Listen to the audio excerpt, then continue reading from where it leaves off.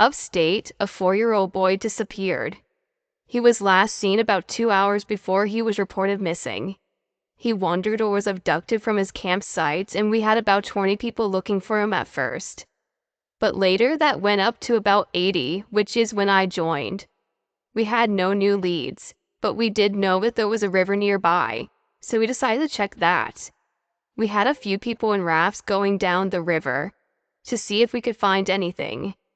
He was last seen in a pair of blue sweatpants, a Lightning McQueen t-shirt, a Mater beanie from the movie Cars, and a pair of white Adidas. I went off and decided to check near a road. This sits on a shelf. Above it is a mountain blocking a huge expanse of 4,000 acres of wilderness. Below it is a steep rocky slope that leads into a small area that has been known for bears and mountain lions. So I decided that I would check there and see if I could find any evidence of him. It's more than possible that he was attacked by an animal and dragged away, possibly to here. I went in and saw a bear den. It wasn't hibernating season, so I checked it out and didn't find anything. I looked into the trees and I could see if I could find mountain lions had somehow pulled him up there, but still found nothing. I looked up the rock slope and there was a brown, lumpy mess of blood, fur, and skin. I cautiously walked up to it to find a deer carcass. It looked fairly fresh and there were no scratches on it. It had been gutted and everything. Just the skin was left in a mushy mass. Freaked out, I walked down the slope and called him when I had found. I decided to walk around a little bit in the wooded area to see if I could find anything else. If I didn't, I would go back to the main area. There was nothing, so I went to the main area and asked about any new leads. Somebody claimed to have seen him for about an hour after he was reported missing, on the other side of the campsite. We all went over there and spread out in a fan and began scouring every inch of land for the kid. We found nothing, so later we called in helicopters. At this point we had 200 volunteers. Everywhere within a 50-mile radius had been searched and there was nothing. It was almost like he wasn't even here. Even scent dogs couldn't pick up his trace anywhere. About 8 months later, a friend of mine in search and rescue says that they found the kid. They were found by a group of skiers just behind the mountain. They found the boy underneath a mass of rocks, and that had to be about 300 pounds. They had to get a team out there and they rolled the rock off to bring him home for an autopsy. The coroner said that the kid had died from a brain aneurysm maybe 2 days before being found. There was no cliff or mountain super close nearby, so there's no way the rock fell onto him, and there's no way this kid could live through hot summers, then cold winters, and end up under a huge rock. This story bothers me. I have no idea how this could have happened. I guess he could have been kidnapped and kept for 8 months and then be dumped in the woods and have a large rock thrown on top of him. But how would he get a brain aneurysm, and how would the rock end up on him? It took 4 grown men to roll this rock off him. It bothers me knowing that a mere few miles from where I found that deer carcass, this boy would be found.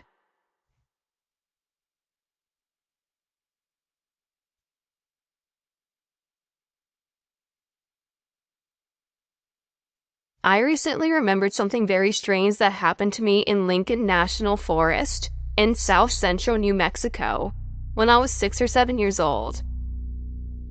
My grandparents owned a trailer near Sacramento, New Mexico in the Lincoln National Forest in the mid-90s, and my mother, 2 siblings, and I visited on a weekend sometime during that era.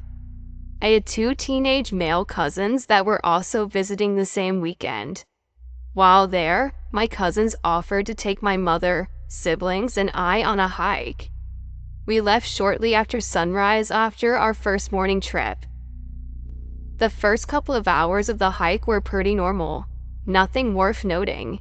However, as the day wore on, I remember my mother became worried that we were getting lost. She expressed her concern to my 2 cousins who were leading us. I remember them assuring us that they knew where we were and we continued on. They wanted to take a different route to return because they wanted to show us a river, which is a rare thing for folks from southern New Mexico. But as we kept going, there was no river in sight, and my mother became convinced that we were lost. My cousins assured us once again that we were not lost and told us that there was a road a short distance away, and that we could wait there while our grandparents' trailer got there to give us a ride back home. Once we reached the road, my cousins and my family split up.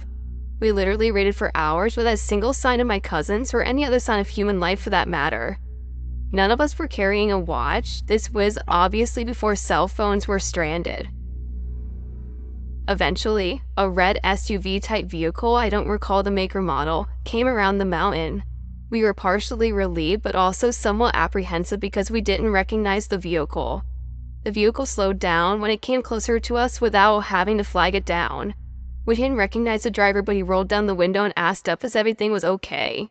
When my mother walked up closer to the window to speak to him, she noticed a middle-aged woman in the front seat who she didn't recognize. To her surprise, my two cousins were in the back seats. My mom ignored the man's questions and immediately started asking my two cousins where they had been. She told them we were hungry and tired and wanted to get back to my grandparents. Amidst her concern, they both ignored my mom. They both just stared blankly ahead and remained silent. Initially, my mom thought they were joking, but the more she tried to get a word out of them, the more the situation became awkward. They remained completely silent and expressionless, staring straight ahead throughout the entire conversation. At this point, I remember my mother becoming visibly alarmed. The man and woman then asked if we needed help again. They were both extremely friendly and never stopped smiling. My mother, visibly shaken, declined their offer for help and motioned us to all return to the side of the road. As we walked away, the man said, "Be careful, it's easy to disappear out here," and sped off. Literally moments later, we noticed my grandpa's van turn around the corner the opposite direction as the red SUV. Needless to say, we were immensely relieved. My grandpa stopped the vehicle right next to us and we walked around to get in. When the door opened, we noticed my two cousins were in the back seat. My mom then started shouting, a mixture of anger and amusement, exclaiming what a mean prank that was. My siblings and I joined in. However, my cousins then said that they had no idea what we were talking about. They said they spent all day walking to the trailer, and as soon as they got there, they hopped in the van with my grandpa and came to pick us up. My grandpa and cousins looked shocked at our accusations, and it eventually turned into a very serious discussion with everyone recalling their exact actions, along with the timeline of events. Even after all these years, my cousins swear they're telling the truth.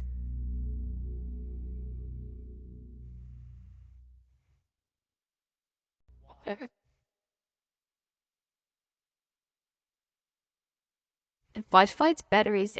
In July of this year, 2016, I was on a personal retreat at a yoga center in Colorado. I too live in Colorado. I'm a fairly experienced hiker and have been to this facility several times over the years, so I had been on solo hikes on this land with some familiarity with the trails. The second day of my retreat, I set out in the afternoon on a solo hike. I took my cell phone for taking photos.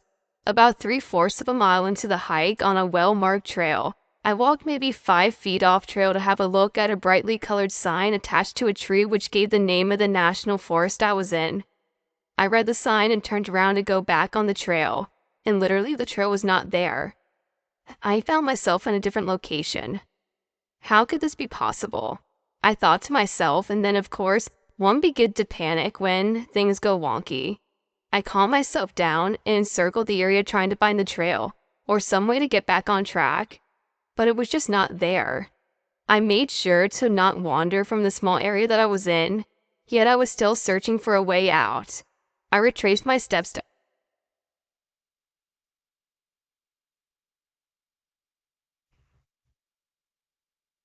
I've only told 2 people this. Now I'm telling everybody. I have no choice because it's consuming me. My brother believed me and he was sure it was someone physically messing with me. My son believed me when after 800 hours of research I came up with an invisible Bigfoot theory. Now he too is scared of the forest. Personally, I'm leaning towards demons, aliens, or cloaked military forces. It was another beautiful day. I had the day off and I'd just moved into a new home in an area that I had grown up in. It was nice to be back in the old neighborhood. Close to her great hiking trails, creeks, and waterfalls, I took off down the old Indian trail. I knew like the back of my hand. As children, all the neighborhood kids played in the creek and forest. As teenagers, we spent every summer day there and nights. When my children were young, I had them there every weekend. As teenagers, they as well hung out there with their neighborhood friends. When I reach the end of the steep trail which stops at the creek, I sit on the rocks, lay back, and take a break to stare back at the sky. It was a beautiful, perfect blue and yellow day. Not one cloud in the sky and the sun shining proudly on the world. I thought about what was sitting there and just relaxing and contemplating my life. I was thinking about what a beautiful, perfect place we live in. We have it all. I stood up to walk along the creek. To reach the waterfall at the end, I took a few steps and stopped. I just stood there frozen, looking in front of me. There was nothing. I stood there, still. I couldn't go any further. I could just sense something. There was this overwhelming thought coming into my head. Loud and clear, it said, "You're not perfect. Humans will always have fear. Fear will destroy you." Something made me run. I was overcome with fear like I have never felt in my life. Something was there that I couldn't see it chasing me. I ran back the way that I came at top speed, panic speed, run for your life speed. Yes, it was chasing me. I heard footsteps behind me. Not like normal steps, but exactly like little rocks or stones lightly landing on the forest floor without rolling or rustling the leaves. As I'm running back up the trail, I glance back and I see nothing. Still running in a panic, I start to think this is ridiculous. I don't scare easy. I stop on the trail, turn around, and stands looking. With a split second, I can still hear the steps following me. Yet, I can't see anything unusual. I run and reach the top. I'm 5 minutes from home. I run home and I call my brother. Of course, my brother believed me. He could hear the fear in my voice. He was quite sensible about the whole thing. He suggested that it was teenagers fooling around like we used to do all those years ago. Or he suggested that it might be a creepy man who was watching me. I agree with him, but I knew different. I must be losing my mind. I go see my priest and I can't tell him. I tell him I'm stressed and not sleeping well. I tried a little to veer the conversation towards souls and spirits, but he resisted. I left. Convinced there is something wrong with me, I go to see my doctor. I couldn't tell him the real story. What if he said I was schizophrenic? I had a full physical. Now I can't sleep and my perfect content life seems rattled by something I have no idea that what it could be. I lose my job and new house. I don't want to walk anymore. And I used to walk 2 hours a day. My friends and family don't call anymore. A year later in my new home, I start to search for answers on the internet. I'm not the only one that has experienced things like this I've seen.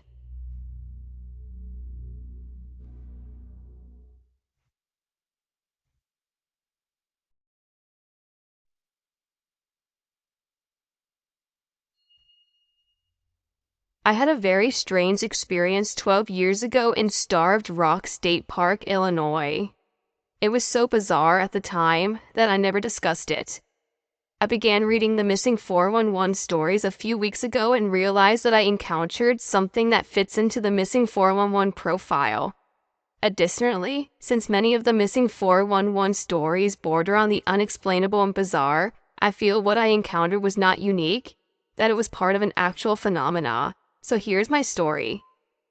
I was visiting my girlfriend in Chicago on a sunny and warm winter day, and we decided to go for a hike at Starved Rock State Park in Illinois. I am an avid hiker, and being on leave from Iraq, I wanted to take in some cool, fresh air. We hiked the park for several hours. In late afternoon, we started heading back to the car. About a half a mile away from the park, we came into an area where tree branches were broken and pulled towards over the trail. Most of the branches were broken high up. I say 8 feet or more off the ground. I lived in Washington before going to Iraq and knew something of Sasquatch areas. So I told my girlfriend that it looked like a Sasquatch area due to the branches being broken up so high up and pulled over the trail. That's about the time things started to get strange. Soon after mentioning this, I felt like someone was staring at me. It's like if you go to a room with a lot of people and someone is focused on you, and you get that uneasy feeling you can tell you're being watched. It was like this, but stronger. I started to look around to see who was watching me. It was winter and the forest was visible for hundreds of feet in all directions. There was a group of walkers several hundred feet behind us, and no one in front of us, but I saw no one staring at me. As we passed through the squatch area, I began having the feeling that someone was behind me, following us. I looked around and listened but saw and heard nothing. There were just people, 400 or so back on the trail behind us, and they were talking amongst themselves. They weren't looking our way. The sense of someone being behind me was persistent, so I kept looking behind me and I'd say at least twice a minute, but there was just a group way back there. The feeling of being watched is one thing, but feeling like someone is close behind you is something else. It's more disturbing. I told my girlfriend to go further in front of me and let her go about 20 feet in front of me because I had a strong sensation of a nearby presence just behind us. So I turned around not more than 30 seconds since the last time I looked back, and there's this woman there. She was walking but coming up on me fast. There was something way off about her speed. She was walking when I spotted her, but her speed was much faster than her gait. It was as if she was on a people mover escalator in an airport. She was coming up on me fast, but I couldn't say more than 15 or 20 feet behind me when I saw her. I was rather alarmed and glared at her. She stopped when our eyes met. I gave her a "what the fuck are you doing coming up on me like that" kind of glare. She stopped and stood there, and we stared at each other for a second. Neither of us moved. She had her head cocked back to her left and looked at me from the corner of her eyes in a slightly alarmed, "you caught me" type of look. She was completely normal looking, like a Chicago lady in the late 50s, wearing a bright red winter coat, gloves, slacks, etc. In hindsight, there are a few other things besides her speed which stand out. The first thing is there was no sound, and no footsteps, and no rustling in the woods, and nothing to tell me to turn around other than the strong sensation of something behind me, which I had for a while.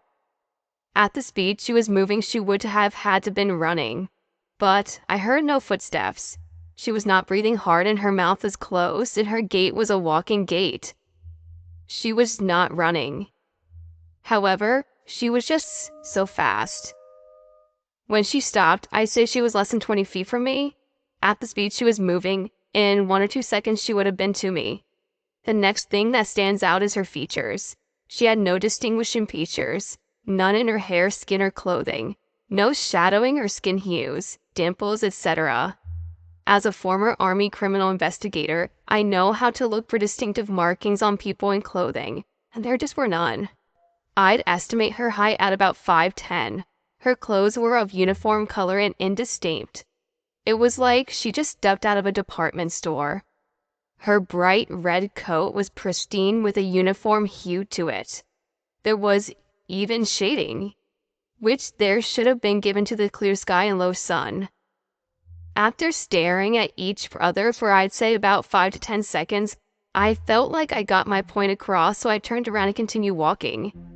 My girlfriend had not noticed anything and continued walking herself. I took about 3 steps and realized there was no way she could have come up from that group in 30 seconds or so. I just looked back and there was no way. I spun around again and she was gone. She simply vanished. I checked the group behind us and no one had a red coat on or was looking at us. There was no one else around there, and there were no sound other than my footfalls. The woman had just vanished. From that point, it took us about 10 minutes to reach the car. For the remainder of the walk, I did not feel like I was being stared at or followed. I have never been back to Starved Rock State Park, and have no intention of going back. The whole thing was bizarre. How was I supposed to tell anyone about that? So I never have. My mental state was fine. I have an IQ and a 20-year career in STEM field following Army service. At the time, I was doing work at a DoD in Iraq. I was well rested and relaxed, being on vacation with a girlfriend. There were no drugs or alcohol involved.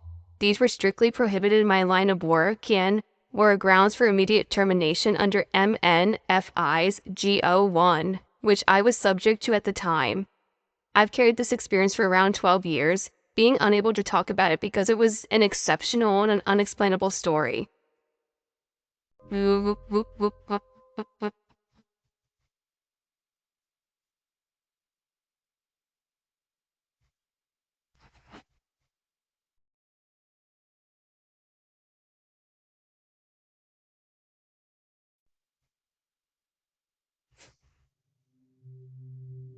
So anytime me and my friend Ryan and I had a break from school, we would head straight for the woods.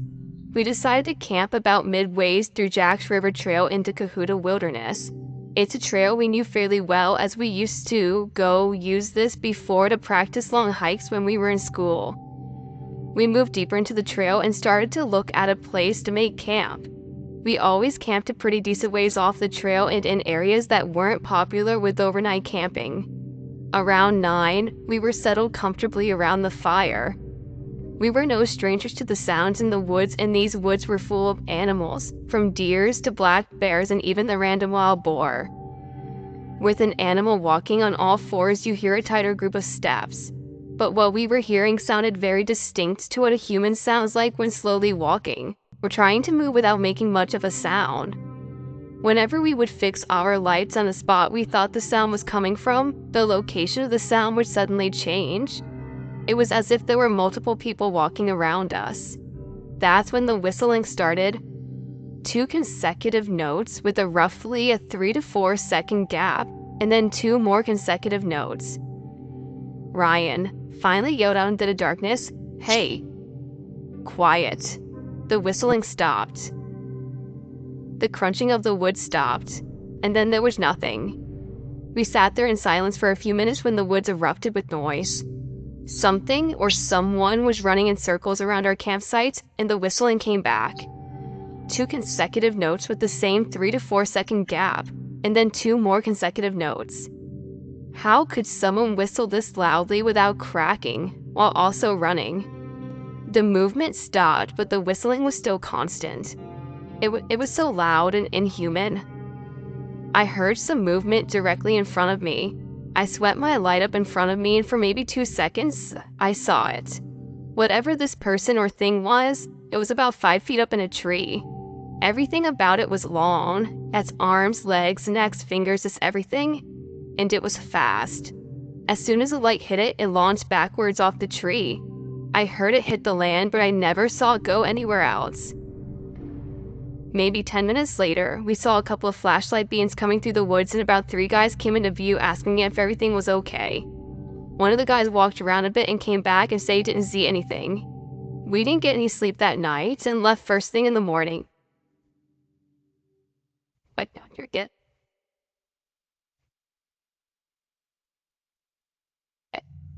During my childhood, I grew up northwest of New York City, in an area near the Delaware River. I lived next door to my best friend, let's call him Jack. Being the same age, we spent every day of the summer hanging out and exploring the woods, mountains, rivers, and lakes around our homes. We take off in the morning on our bikes and come home around dinner time. We would spend pretty much every day in the woods exploring, hiking, biking, fishing, and climbing. We'd been doing this for years and we were pretty familiar with our surroundings. One day, we rode our bikes on some trails that we had been on countless times before. We decided to take a break in an area that we had never stopped at before. The resting spot was flanked by a ridge covered with heavy brush to our left and a steep embankment to our right. We had never ventured over the ridge before, so we decided we'd climb it and see what was on the other side. The ridge itself wasn't all that tall, probably about 150 feet. However, it was covered in heavy brush that made it a bit more difficult to climb. When we made it to the top, we continued our way forward until we came up upon a lake. It wasn't a terribly large lake. You could easily see the other side and could swim in it without much of an issue. We walked around the lake, but we came back into a dock. This seemed pretty strange and out of place. However, we assumed we stumbled upon someone's land. We were young teenagers and weren't hurting anything, so we found it cool and we hung out for a bit on the dock. After about 10 minutes of shooting the shit and joking around, we decided to explore the area a bit more and found a small metal rowboat tucked in a small brush. Excited by our luck, we decided to take the rowboat on the lake for a bit. Once we got into the water, we rowed about 20 feet into the lake, and that's when things started to feel very strange. I got a very uncomfortable feeling, a very visceral fear that something seemed unprovoked by anything external. It can only be described as a common feeling of being watched, but by someone with evil, sinister intentions. At the exact moment when I was hit by fear, I looked to Jack and saw the same uncomfortable, fearful look in his eyes. We had spent countless days and hours in these woods. We had come across bears, coyotes, and never once since before have I had this feeling, or seen that look in Jack's eyes. Without saying a word, we started a rowboat back towards the dock. I felt incredibly anxious and just wanted to be off the boat immediately, and gone from that area and on my way back home.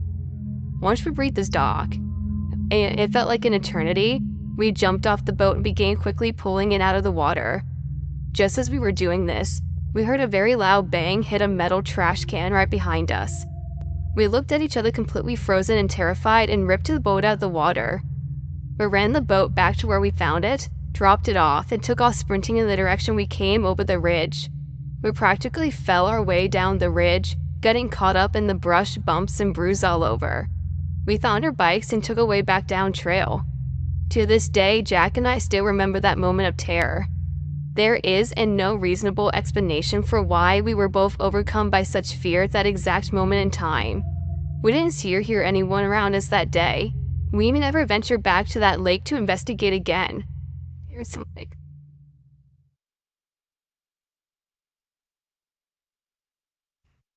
This happened in late November of 2014 in northern Minnesota. The nearest town would be Cook. I will start with a little bit of backstory.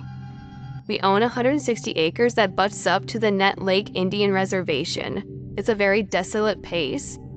If you were to get lost and walked north or west, you wouldn't hit a road for at least 50 miles. Anyways, our firearms deer season starts the first week in November. My father had his stand fairly close to the northern property line. There had been a fresh 4 inches of snow the night before. From his stand about 200 yards away, he noticed where something had crossed a shooting lane. After sitting for a few hours and not seeing anything, he decided to take a walk and see what had crossed. What he found were 16-inch long human-like footprints. Me and Tim have had many other experiences, so we knew it was from a Sasquatch. Anyway, on to the story. It was a Wednesday around 3 p.m.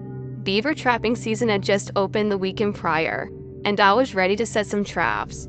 I took my four-wheeler to a large pond on our property and was going to set 330 conibears. It was a very strange day. Most of the snow from earlier in the month had melted and the woods were wet. The first thing I noticed when I shut the four-wheeler off was that there was no sound in the forest at all. No birds, no squirrels, and nothing at all. There was no wind at all either, and the clouds were clearly touching the treetops. So, I walked about 150 yards off the trail to the pond. I was halfway through setting a trap and I heard 3 consecutive wood knocks. I knew that it was immediately upholstered by my black powder 44 and shot across the pond hoping to scare it away. After about 10 minutes of standing still and listening without hearing anything, I finished setting the trap. As I bent down to set the second one, I had heard another 3 wood knocks. This time, much closer. I dropped my trap and started running back to the four-wheeler. I was not looking where I was going and I was looking in the direction it came from. I made up that 150 yards in no time, jumping logs and such without thinking about it. I got the four-wheeler started and looked up and saw a large hairy creature walking away, and it glanced back at me. He had at least 8 feet tall and had cinnamon-colored coat and human facial features. I got out of there as fast as I could. The next day I went back to check my trap and grabbed the one I had left unset. I had a large beaver and was pretty excited until I found my other trap about 12 feet in the air in a tree. I still hunt as often as I can, but I haven't trapped at that pond since.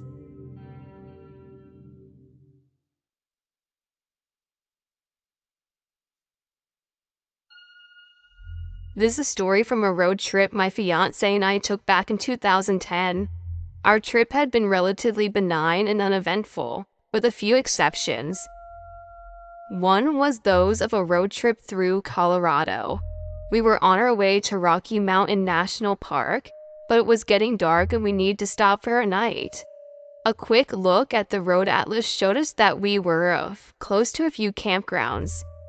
After a short discussion, we decided to try and find a few of them. The paved road turned into an unpaved washboard-like trail. The trees around us turned from pine to birch and the forest just felt wrong somehow. But we continued onwards nonetheless, determined to find the damp campground. After about an hour of driving, slowly, we didn't shake the car to pieces, we came across one of the camps. The campground was like something from the beginning of a mystery thriller.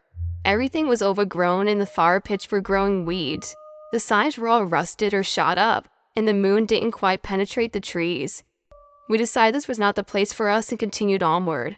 Another hour of driving past, it was pitch black, and the road amazingly got tough in spots for our tiny little ABO. We resigned ourselves to another night sleeping at a rest stop and began to try to find a way out. Suddenly, we saw bright headlights on the road ahead.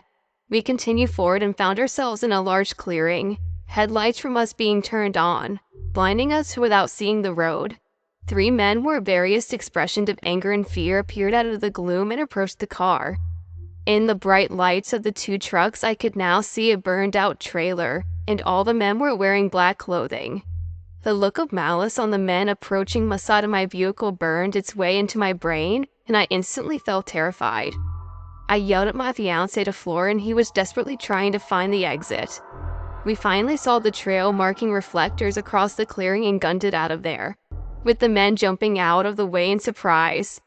The final half hour before we finally found ourselves back in civilization was spent in creeped out silence. We stuck to sleeping in rest stops and national parks after that.